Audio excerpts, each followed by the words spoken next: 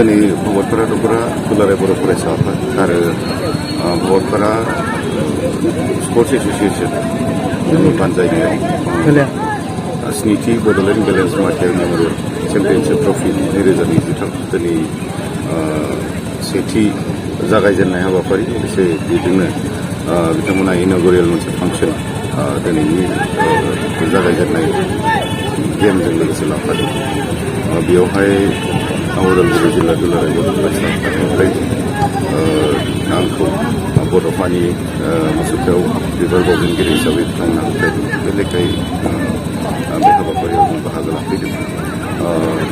आङो साबायखर बावगोन भगतपारा दखरा दुलाराय बर' फरायसा आफाद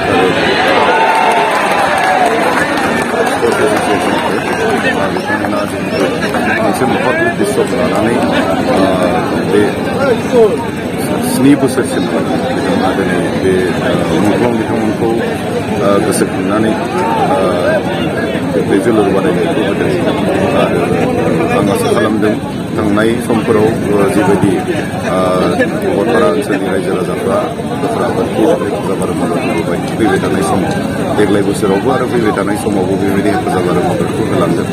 आरो बे जोलुर गेलेनायनि गेजेरजों जोंनि मुंख्लं बिथांमोननि जिथु सान्थौ सानस्रि मुंख्लं बिथांमोननि जिथु जा हारिनि थाखाय बावसोमलांनाय बेखौ अराय जों गोसोखांबाय थानो हागोन आरो बिथांमोनखौ जों अराय माने गोथाङै दोननो हागोन। बिथांमोनखौ जुगामि जों खालामलांनो हागोन आरो बेनि गेजेरजों जोङो मोनफ्रोमबो बोसोराव बेबायदि जोलुर गेलेनाय होनायजों लोगोसे बिथांमोननि बावसोमनायखौ जों गोसोखांनानै जोङो गोसोआव बोलो फोरानानै आरोबाव हारिनि थाखाय माने खामानि मावलांनो जानजि खाफ्रानो जोङो मोनसे सुजुग बेबायदि जोलुर बादायलायनायनि गेजेरजों जोङो लानो हागोन आं बेखौ आसा खालामदों। आरो बड'फाया जि मोनसे जों बर' हारिनोनो मोनसे सिमां मोनसे नुलांदों बर' हारिखौ मोनसे गेरेमसा हारि हिसाबै गायसननाय लोगोसे माने मुलुगाव हारिखौ माने गोसारहोनाय बा मुंदांखा खालामनायनि जि मोनसे सिमां बे सिमांखौ जाफुंहोनांगौब्ला जोङो मोनफ्रोमबो दिखाव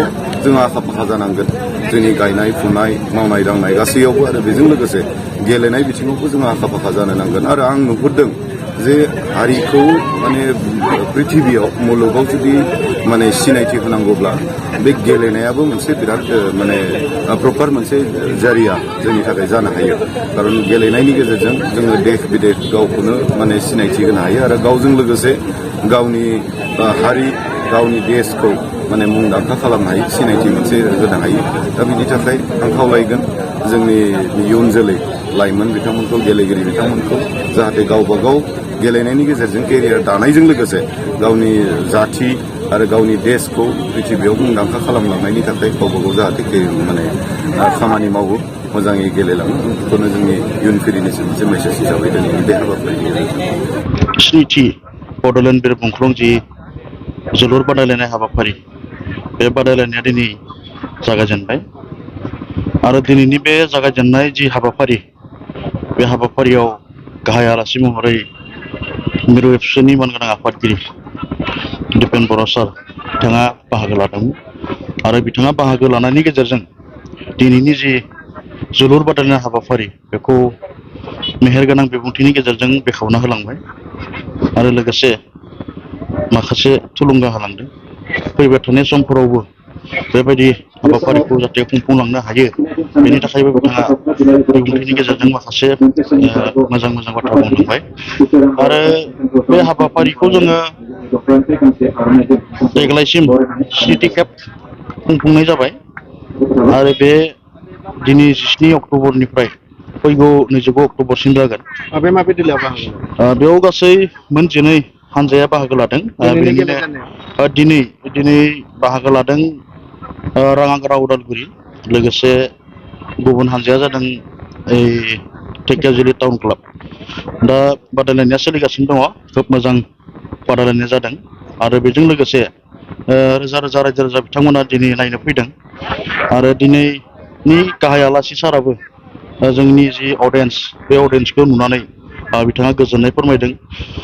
जिहेतु माने इन'ग्रेल अपेनिं गेम इन'ग्रेल फांसनाव बारा बेबायदि मानसि नुनो थाङा खिन्थु दिनै भगतपारानि नैबे बड' स्पर्ट्स प्लेग्राउन्डआव जिबायदि लोब लोब रायजो राजा फैदों बेखौ माने जोङो गोजोननाय मोनदों आरो गाहाय आलासि साराबो बाथ्राखौनो बुंलांदों। गुबै जिहेतु थांखि मुंख्लं खाम्फायाव बिबार बावजेनगिरि हिसाबै उदालगुरि जिल्लानि एजिएस बिकास बर'सा बिथां दङमोन। बिथाङा जोंनि दखरा आफादनिनो आरो बेजों लोगोसे बड'फानि मुसुखायाव बिबार बावनाय बे हाबाफारिखौबो जों दिनै लाफानाय जादोंमोन आरो बेयाव उदालगुरि जिल्ला एबसुनि मोनगोनां आफादगिरि करनिलेस दैमारि आदा बिथाङा बाहागो लाफैदोंमोन।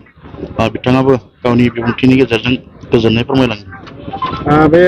बे जोबथा बादायलायनाया 29 अक्ट'बर खालारखालि जागोन आरो बेयाव जोङो माखासे आलासि लिंनायनि गेजेरजों आरो रायजो राजानि हेफाजाबनि गेजेरजों बे हाबाफारिखौ जोङो गाजा गोमजायै माने जोबथा महर होनाय जागोन। बान्था हिसाबै उइनार हिसाबै जोङो 20,000 लोगोसे ट्रफि आरो रानार आप हिसाबै 15,000 लोगोसे ट्रफि बेजों लोगोसे बेस्ट प्लेयार थागोन हाइ स्करार थागोन बेस्ट गलकिपार थागोन। जिहेतु गेलेनाया जागासिनो थाबाय थागोन रायजो राजासिम मा मेसेज हरगोन? रायजो राजा बिथांमोनखौ जों बेखौनो बुंनो सानो भगतपारा हालामनि न' डाउट अनलि भगतपारा नङा भगतपारानि बायजोनिफ्रायबो गोबां माने अडियेन्स बिथांमोना बाहागो लाफैयो। बिथांमोना जाहाथे सानफ्रोमबो जोंनि बे बादायलायनाय हाबाफारिखौ जाहाथे नायफैनानै थुलुंगा होफैयो बेखौ जोङो दखरा आफाद आरो स्पर्टस एस'सियेसनखौ खावलायनाय थायो आरो बिथांमोना थांनाय बोसोरफोरावबो लोब लोब बाहागो लाना जोंखौ हेफाजाब होदों आरो बिनि जोहैनो जों बे हाबाफारिखौ जोङो कनफिडेन्टआव लानानै मोनसे हिउज बाजेट खालामनानै जोङो खुंनो हाबोदों आरो दिनैबो बेयो जानो थांगासिनो दङ। नायगिरिफोरनि थाखाय फ्रि ना टिकेट? जों टिकेटनि जेबो बिदि बेब'स्था खालामा टटेलि फ्रि आरो जोङो स्पेसियेलि एन्ट्रि कार्ड बानायदों जायफोर एसे मोजां डनेसन होदों बिथांमोनखौ जोङो माने एन्ट्रि कार्ड VIP आरो स्पेसियेल बेबायदि एन्ट्रि कार्ड होनाय जादों।